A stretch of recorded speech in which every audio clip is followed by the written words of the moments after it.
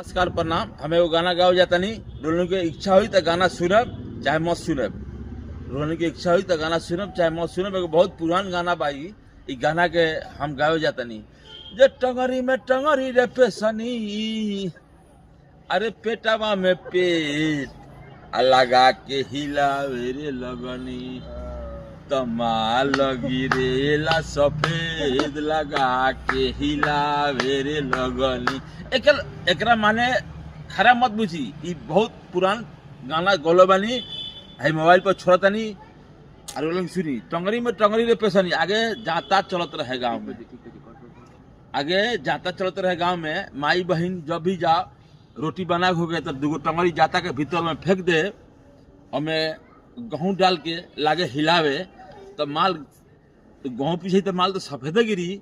तो माल सफेद गिरत रहा तो माल सफेद। एमे कोनो खराब गाना नहीं है। हम बढ़िया गाना गाइले, कोनो खराब गाना ना गाइले। हाँ। अरे टंगरी में टंगरी रे पेशनी, अरे पेटवा में पेट लगा के हिलावे रे लगनी, तमाल लगी रे ला सफेद।